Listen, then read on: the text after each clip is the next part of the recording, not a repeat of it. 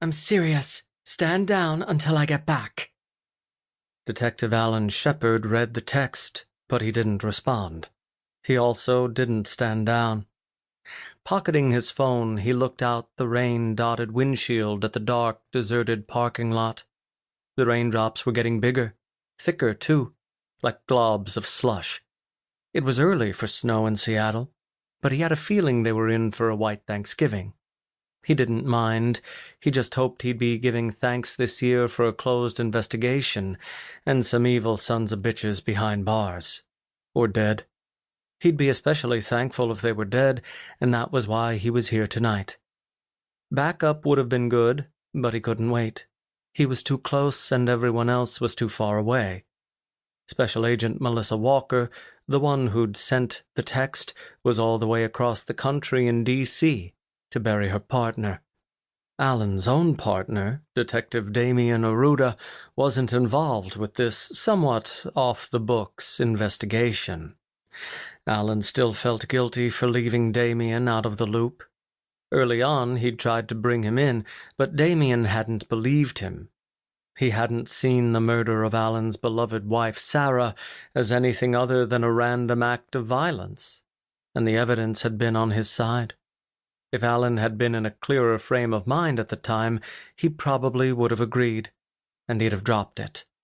But he hadn't, and his unrelenting obsession had sent him stumbling into the truth that her murder hadn't been random, that it hadn't been isolated, that it was connected to something bigger, uglier, and more violent than even he had imagined.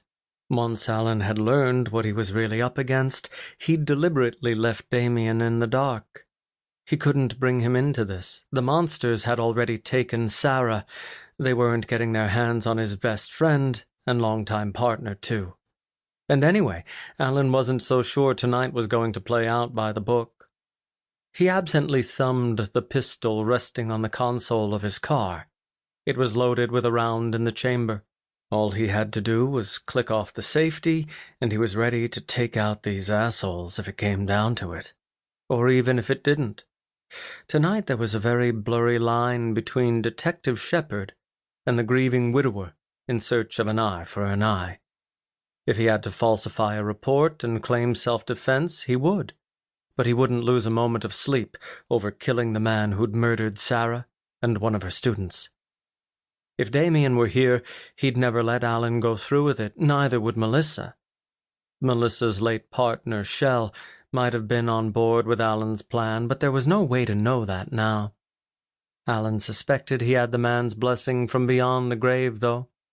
If he'd correctly read the writing on the wall, the asshole he was meeting tonight had also murdered Shell. Not only murdered him, but framed his death to look like a suicide, so his family would be denied the survivor benefits he'd worked his whole life to earn. Scanning the rain-blurred darkness, Alan clicked the safety off, then back on, then off again. "Where are you, asshole?" He checked his phone. 2:43 a.m., 13 minutes after they'd agreed to meet. There was also another text from Melissa. "Alan?" It was almost 6 in the morning where she was, and he suspected she was staring at her phone, trying to will a message to come through from him, ideally confirming that he'd stood down. With a sigh, he wrote back, "On my way home." Then he turned off his phone and tossed it in the passenger seat. He didn't like lying to Melissa. They'd been working together on this for months, and she was a damn good agent. He trusted her like he'd trusted few others. She'd want to be there for the end game as much as he would. But she was 3,000 miles away, and the man had wanted to meet tonight or not at all. Alan couldn't risk putting this off and losing his chance.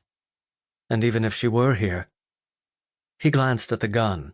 Its shape was barely visible, nothing but a few planes and angles catching the pale glow from the weak streetlights. Melissa was too by the book to understand his methods tonight, but she'd be relieved to close the investigation, especially now that the violence had gotten personal for her too.